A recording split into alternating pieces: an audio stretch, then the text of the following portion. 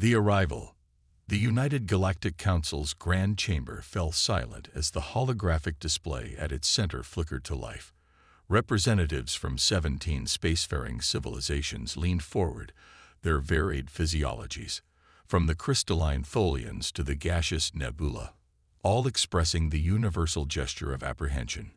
High Chancellor Zixvoth of the Arxian Dominion, his obsidian scales reflecting the blue glow from the display, raised a clawed hand. Confirm these readings again. Admiral Killeth of the Battleborn Kree pounded his armored fist against the transparent table. It cannot be. The humans send but a single vessel. After our ultimatum, 3 solar cycles ago, the Council had delivered their demands to Earth's colonies. Surrender the disputed Epsilon sector or face the combined might of the Galactic Armada.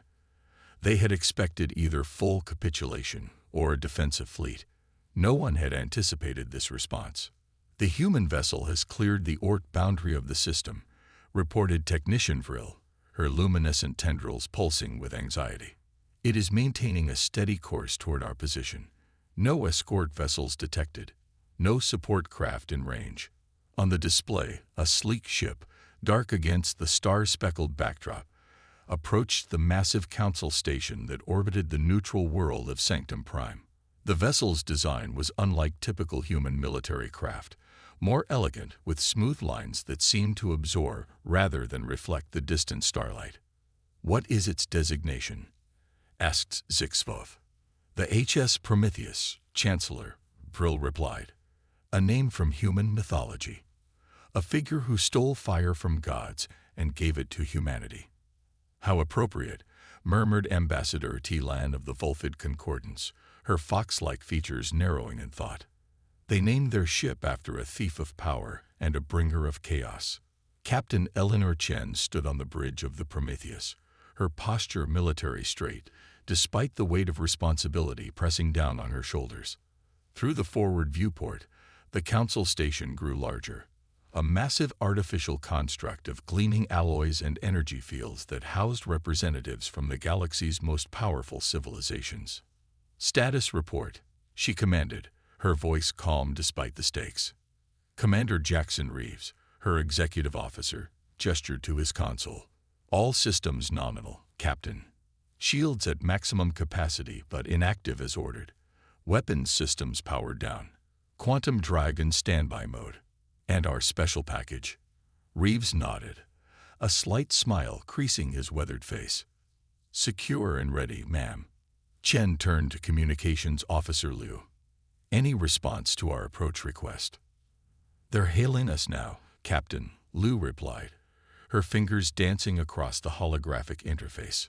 On screen, the face of Chancellor Zixvoth filled the main display, his reptilian features impassive, but for the slight flaring of nostril slits that betrayed his agitation. Captain Chen of Earth, his voice rumbled through the speakers. Your presence is unexpected. Chancellor, Chen nodded respectfully. The government of the United Earth Coalition has sent the Prometheus as our sole representative in this matter. We request permission to dock and present our response to the Council's ultimatum. A low hiss escaped Zixvoth's mouth, the Arxian equivalent of a contemplative sigh. A single ship seems an inadequate response to our demands, Captain. The Council had expected either your surrender or a proper military delegation. Chen's expression remained neutral. With respect, Chancellor, the Prometheus is our response. Permission to dock. After a moment's hesitation, Zixvoth nodded. Granted. Follow the transmitted approach vector. Security protocols will be observed. As the transmission ended, Reeves moved closer to Chen. They're underestimating us, he murmured. As expected, Chen replied softly. And that, Commander, is our first advantage. In the Council's secure strategy chamber, Admiral Killeth paced restlessly, his heavy boots echoing on the metallic floor. It must be a trap, he growled. The humans are cunning. Perhaps they have cloaked vessels waiting to strike. Our sensors detect nothing, countered Technical Director Oma Prax of the Elduran Technocracy, her multifaceted eyes blinking in sequence. No anomalous readings within 3 light hours. Then what game do they play? Demanded Caleth. Ambassador Tilan's ears twitched thoughtfully. In my centuries of diplomatic service, I have observed that humans rarely behave as expected. They are unpredictable, adaptive. This single-ship approach may itself be the strategy. A foolish one, if so, scoffed Caleth. Chancellor Zixvoth raised a silencing hand. Regardless, we shall soon know their intentions. The Prometheus has been granted docking privileges, and Captain Chen will address the council within the hour. What do we know of this human? Asked Prelate Vox of the Mendari Ascendancy, his voice reverberating from multiple vocal organs. Director Oma Prax projected a holographic dossier. Captain Eleanor Chen, age 42 standard years, distinguished military career in the Earth Fleet, decorated for valor during the Rigelian conflict, advanced degrees in quantum physics and sinopolitical relations, recently given command of the Prometheus, which is classified as an exploration and diplomatic vessel in Earth's registry. A warrior diplomat with scientific knowledge, mused Tilan, an interesting choice for a single-ship mission. Caleth snorted derisively. Qualifications matter little when facing our combined armada. The Prometheus docked with precise efficiency, magnetic clamps securing it to the Council Station's visitor bay. As the ship powered down to station-supported systems, Captain Chen addressed her senior officers in the briefing room. "Remember, we are representatives of all humanity today," she said, her gaze meeting each of theirs in turn. "Our mission parameters are clear. Diplomatic resolution first, demonstration of capability only if necessary." Dr. Eliza Sharma, the ship's chief scientist, adjusted her glasses nervously. "The quantum lattice is stable, Captain, but I must again emphasize its experimental nature. We've never deployed it outside controlled conditions." "Let's hope that won't be necessary, Doctor," Chen replied. "But the Council needs to understand that humanity's technological advancement hasn't stagnated since our last encounter." Security Chief Marcus Dias checked his sidearm. Standard protocol, despite knowing it would be surrendered before entering the Council chamber. Intel suggests they have at least 3 battlecruiser groups positioned within the system, Captain. If talks break down, then 1 ship is all we'll need, Chief. Chen finished with quiet confidence. Humanity didn't survive the collapse and rebuild our civilization by underestimating threats or overestimating our welcome in this galaxy. The delegation from the Prometheus, consisting of Captain Chen, Commander Reeves, and Dr. Sharma, was escorted through the station's grand corridors by a security detail of armored Kree warriors. The station itself was a marvel of cooperative engineering, with sections clearly designed to accommodate the various physiologies of council members. As they approached the council chamber, Chen noticed the subtle defensive measures integrated into the architecture. Energy barriers that could activate in microseconds, gravity plates that could immobilize intruders, atmospheric controls that could render specific sections uninhabitable to targeted species. Impressive security, she commented to their Kree escort. The lead warrior, Lieutenant Vorkath, gave a curt nod. "The Council protects its own human." "As do we all," Chen replied evenly. The grand doors to the council chamber slid open silently, revealing the amphitheater-like space where the fate of star systems was regularly decided. The 17 representatives sat in a semicircle on elevated platforms, with Chancellor Zixvoth at the center position. Behind them, view screens displayed various data feeds, including multiple angles of the Prometheus docked at the station. The humans were directed to a speaking platform at the focus of the semicircle, positioned so that all representatives could observe them without obstruction. Captain Eleanor Chen of the Earth vessel Prometheus announced the Council Herald to address the United Galactic Council regarding Earth's response to Resolution 7729, the Epsilon Sector Territorial Mandate. Chen stepped forward, her uniform crisp, her posture perfect, and her expression composed. The weight of billions of human lives rested on what happened in this chamber today. Esteemed representatives of the United Galactic Council, She began, her voice clear and carrying. "I bring greetings from Earth and her colonies. The government of the United Earth Coalition has carefully considered your ultimatum regarding the Epsilon sector."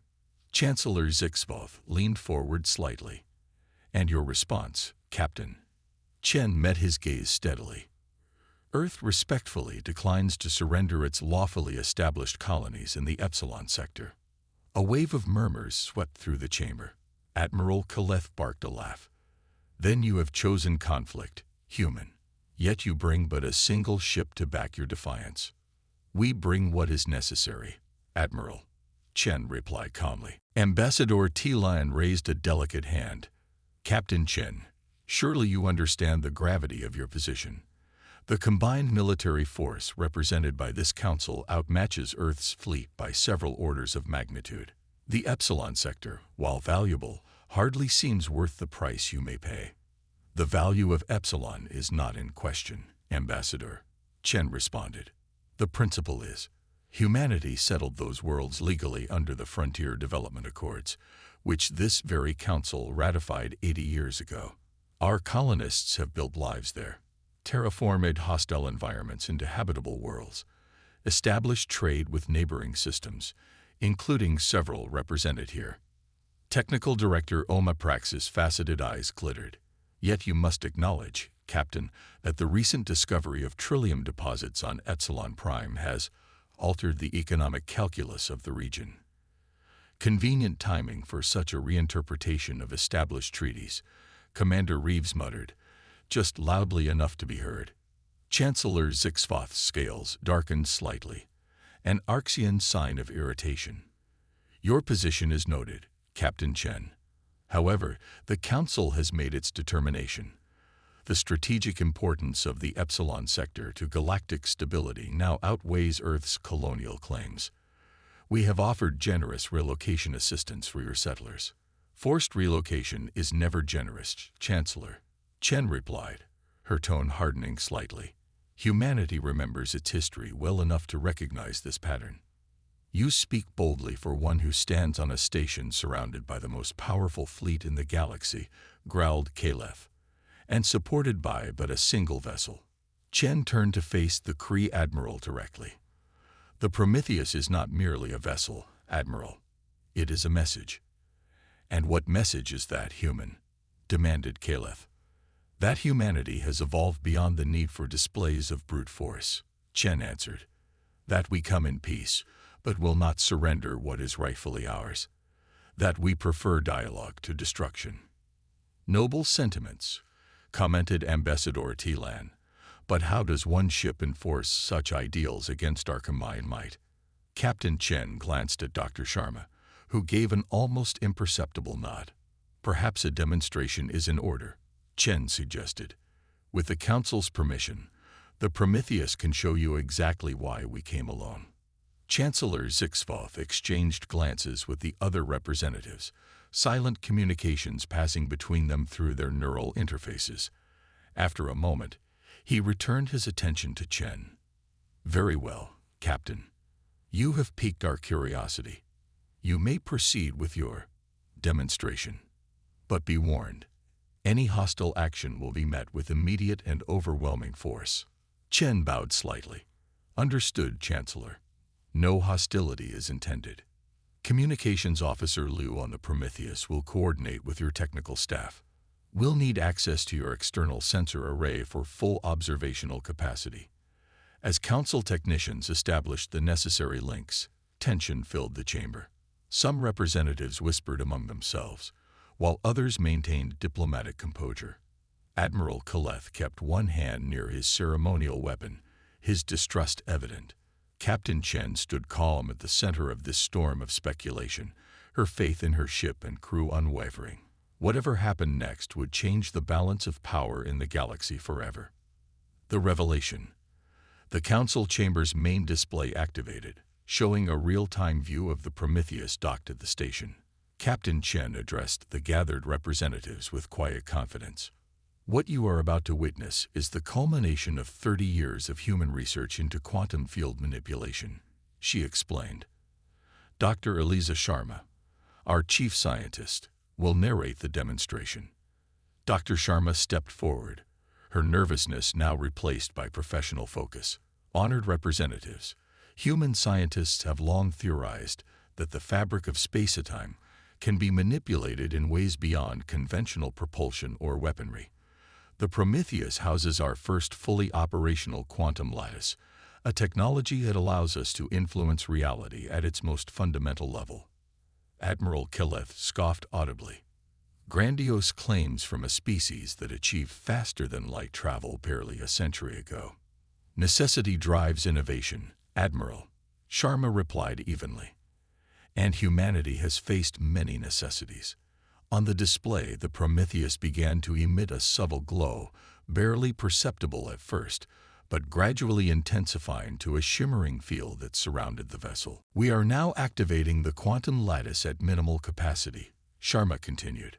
The energy field you observe is not a conventional shield or weapon system, but a localized manipulation of probability fields. Technical Director Oma Prax leaned forward, her multifaceted eyes blinking rapidly in the Eldarin expression of intense interest. Fascinating. Your sensors indicate no conventional power spike, yet the field is clearly energetic in nature. Correct, Director. Sharma nodded. The lattice doesn't generate energy so much as it redirects it from the quantum foam that underlies all reality. Chancellor Zixvoth's expression remained skeptical. Impressive physics, Doctor, but how does this constitute a strategic capability? Captain Chen gestured to the display. If I may, Chancellor, a practical demonstration would be more convincing. With your permission, the Prometheus will now disengage from the station and move to a safe distance for the next phase.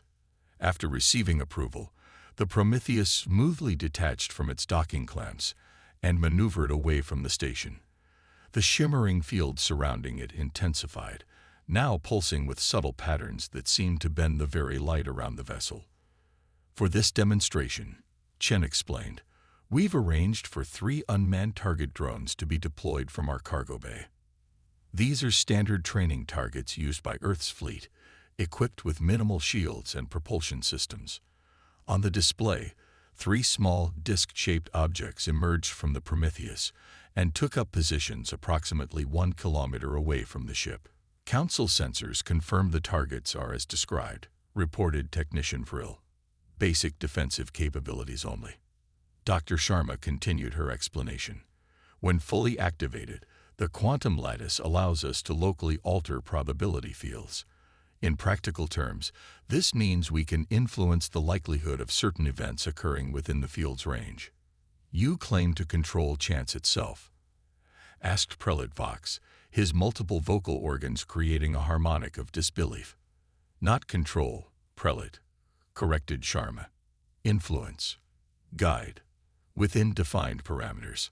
On the display, the shimmering field around the Prometheus expanded suddenly, enveloping the target drones in its radiance. What happened next caused a collective gasp throughout the council chamber. The 3 drones, without any visible weapon fire from the Prometheus, simultaneously experienced catastrophic failures. One simply disintegrated into its component particles, another imploded into a tiny dense mass, while the third appeared to phase partially out of normal space, becoming ghostly and translucent before stabilizing in a clearly damaged state. By influencing probability at the quantum level, Sharma explained into the stunned silence, we can drastically increase the likelihood of system failures in any technology within our field. The more complex the system, the more vulnerable it becomes to our influence. Admiral Killeth rose to his feet, his face contorted with anger and disbelief. This is trickery, some form of concealed weapon system. Your own sensors confirm no energy weapons were fired, Admiral. Chen replied calmly. The quantum lattice merely suggested to reality that those drones might fail. Reality complied. Chancellor Zixvoth's scales had paled to an ashen gray, the Arxian equivalent of shock. If what we are witnessing is genuine, this technology could render conventional defenses meaningless. That is precisely the point, Chancellor. Chen nodded. The Prometheus doesn't need to fire a single weapon to neutralize threats. It doesn't need a fleet for support. It changes the rules of engagement entirely. Ambassador Tilan's ears were flat against her head, a vulpid expression of deep concern. How extensive is this probability field? At current capacity, approximately 5 kilometers in radius, Sharma answered. But that's at minimal safe output. The theoretical maximum is considerably larger. The council chamber erupted into a cacophony of voices, some demanding verification, others calling for immediate action against what they perceived as an existential threat.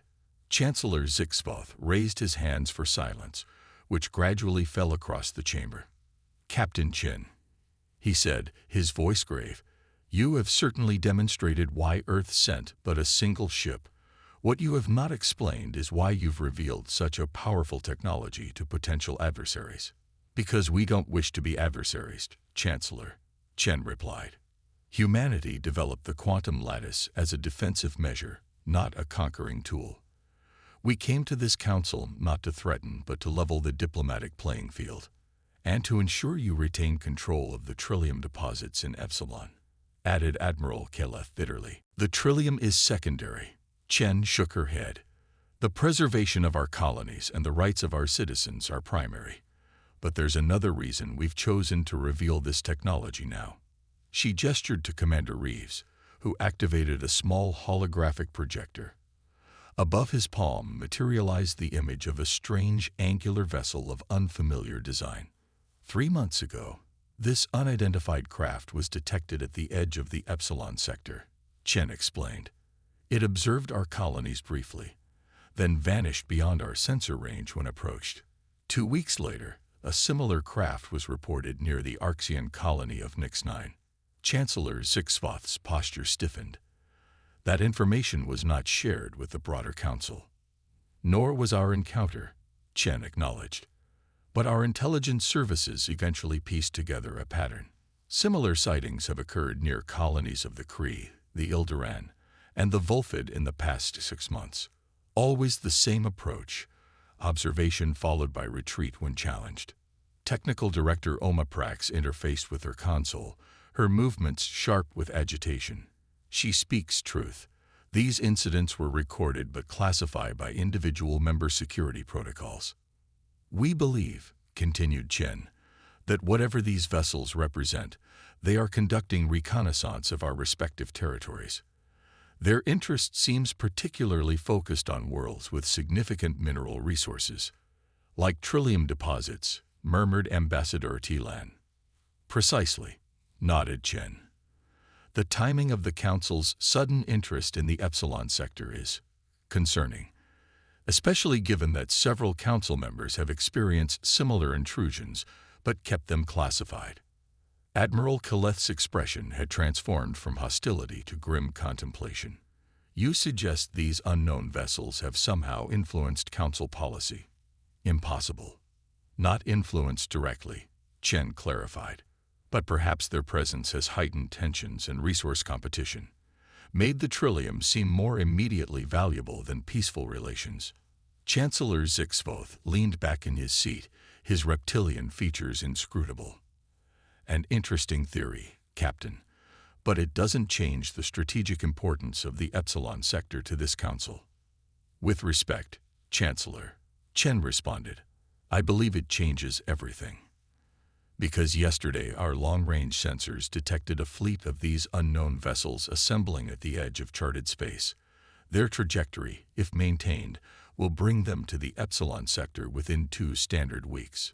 The chamber fell silent once more, this time with the heavy stillness of collective dread. "How many vessels?" asked Prelate Vox, breaking the silence. 17 confirmed signatures," replied Commander Reeves. "Each approximately 3 times the mass of a standard Council battlecruiser." Admiral Keleth's fist struck his armrest. "If this is true, why bring only 1 ship to face such a threat? Even with your quantum lattice, a single vessel cannot oppose a fleet of that size." Captain Chen's expression remained resolute. "The Prometheus isn't here just to prevent conflict between Earth and the Council, Admiral. It's here to propose an alliance against what may be a common threat." Chancellor Zixvoth exchanged glances with the other representatives, unspoken communications passing between them. Finally, he addressed Chen again. You offer your technology as part of this proposed alliance. We offer partnership, Chen corrected. The quantum lattice remains under Earth control, but we're willing to coordinate its use as part of a unified defense strategy. What we seek is recognition of our sovereign rights to the Epsilon colonies and full membership in the United Galactic Council. Full membership? Prelate Vox's voice resonated with surprise. Earth has not met the traditional criteria for. Traditional circumstances no longer apply, interrupted Chen. If these unknown vessels represent a hostile force, none of us can afford division. Humanity brings unique perspectives, and now, demonstrably, unique technology to the table. Ambassador Tilan's ears had risen slightly, a sign of cautious optimism. A captain's logic is sound. A united front would be stronger than our separate forces, especially with the addition of this quantum lattice technology. Admiral Killeth growled low in his throat. And if these mysterious vessels prove peaceful, what then of Earth's opportunistic power grab? Then we will have forged stronger bonds between our civilizations for nothing more threatening than first contact with a new species. Chen replied. I fail to see the downside. Admiral. Before Killeth could respond, alarms blared throughout the council chamber. Technician Vril scrambled at her console, her luminescent tendrils flashing with alarm patterns. Chancellor. Long-range sensors detect multiple spatial distortions forming at the edge of the system. All eyes turned to the main display, which now showed a region of empty space beginning to ripple and distort. As they watched, a massive vessel of angular, alien design materialized from the distortion, followed by another, and then another. 17 vessels confirmed, reported Vril, her voice trembling. Configuration matches the unknown ships from Captain Chen's report. They're on direct course for Sanctum Prime. Their estimated arrival time, demanded Chancellor Zixfoth. At current velocity, less than 6 hours, Chancellor. The council chamber erupted into chaos once more, representatives shouting orders to their respective military contacts, while others demanded immediate evacuation protocols. Captain Chen stood amidst the pandemonium, her expression grim but determined. She caught Chancellor Zixfoth's eye across the chamber. It seems our mysterious observers have accelerated their timetable, she said. The choice before the council is now much simpler. Stand together or fall separately. Chancellor Zixfoth rose from his seat, his imposing height drawing all eyes. As silence gradually returned to the chamber, he addressed the assembled representatives. The circumstances have changed dramatically within the span of a single session, he acknowledged. We face an unknown force of significant size and capability. In light of this development, I propose we temporarily table the Epsilon sector dispute and focus on the immediate threat to our collective security. Admiral Killeth, surprisingly, nodded in agreement. My forces stand ready to defend Council space. If the human quantum lattice can provide advantage, I would be a fool to reject it out of pride. One by one, the representatives voiced their agreement, though many expressions showed lingering reservations. Captain Chen stepped forward. On behalf of Earth, I accept this temporary alliance. The Prometheus will coordinate with Council forces to establish a defensive perimeter. Commander Reeves will remain here as our liaison while I return to my ship. Granted, nodded Zixfoth. This session is now reconfigured as an emergency war council. All non-essential personnel are dismissed. As the chamber quickly reorganized, Captain Chen prepared to depart. Ambassador Tilan approached her before she could leave. A most convenient arrival of these mysterious vessels. Captain, the Volfid remarked quietly, almost as if they appeared precisely when needed to force our cooperation. Chen met the ambassador's keen gaze steadily. I assure you, Ambassador, if humanity possessed the ability to conjure alien fleets at will, we would have little need for diplomatic maneuvering in the first place. Tilan's whiskers twitched, the subtle Volfid equivalent of a smile. Indeed, a most logical observation. Good hunting, Captain Chen. May your Prometheus bring more than fire to our defense." As Chen departed for her ship, the gravity of the situation settled upon her shoulders. The demonstration had gone according to plan, but the arrival of the unknown fleet, far earlier than Earth's intelligence had predicted, changed everything. Now the quantum lattice would face its first true test in combat, and the fate of not just Earth's colonies, but potentially the entire Council space hung in the balance. The clock was ticking. 6 hours until first contact with a force that had been watching from the shadows. 6 hours to prepare a united defense with allies who, until moments ago, had been on the brink of becoming enemies. The Prometheus would need to live up to its namesake indeed, bringing not just fire, but salvation. Part 3. The Reckoning. 5 hours and 30 minutes after the unknown fleet's detection, the combined forces of the United Galactic Council and the HS Prometheus had established a defensive perimeter around Sanctum Prime. Council battlecruisers formed the outer line, their massive hulls bristling with weapon systems powered to full capacity. Behind them, faster attack craft maintained mobile reserve positions, ready to reinforce any point in the line that might falter.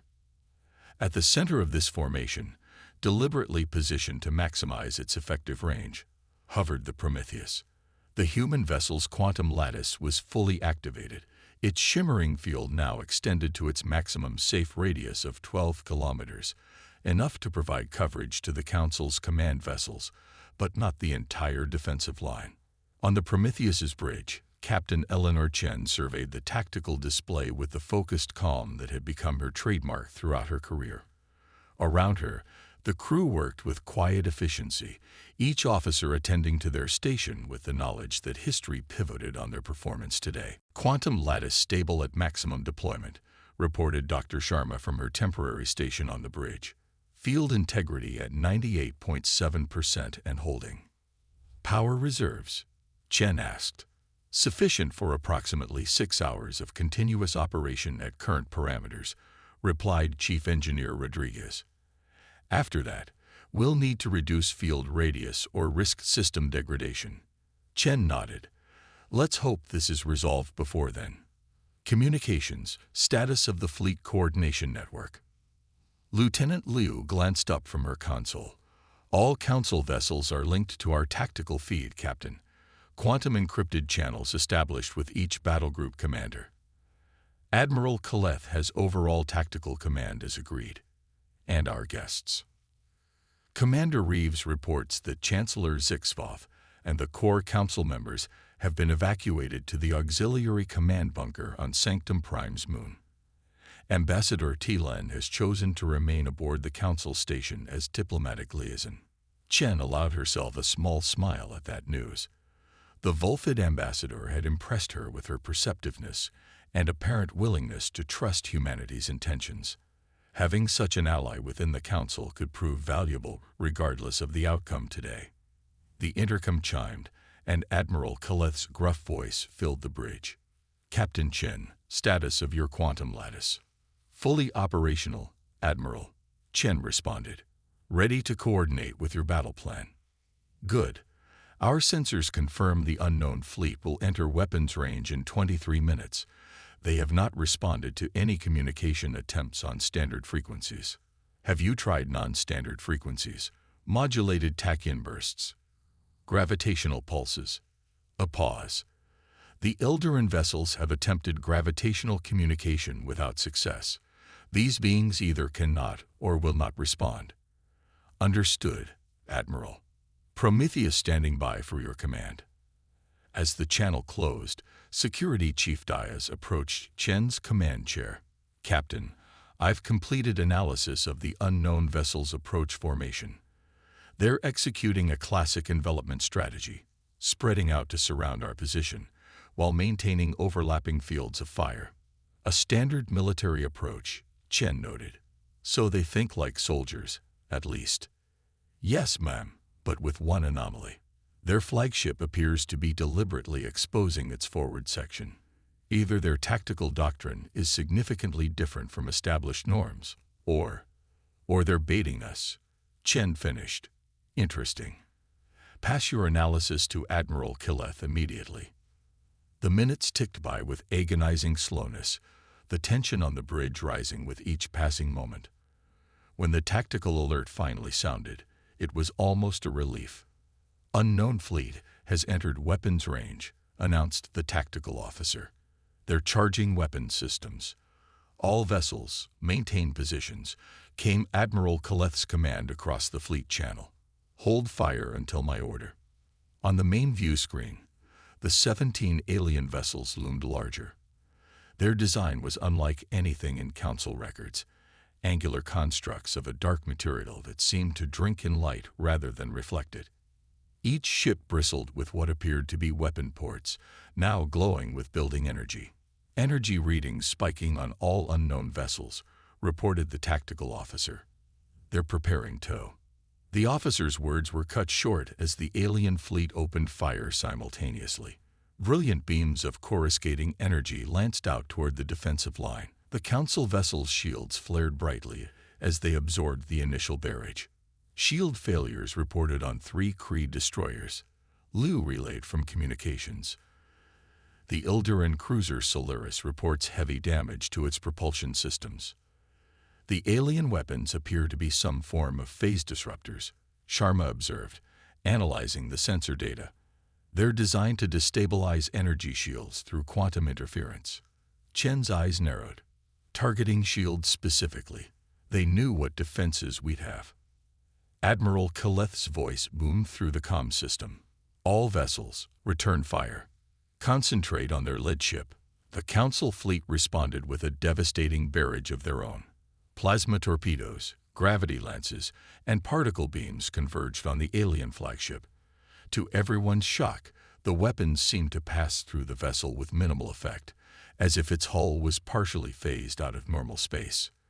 "Their hull composition is absorbing or deflecting 78% of our weapons energy," reported Sharma, her voice tight with concern. "Conventional weapons will have limited effectiveness."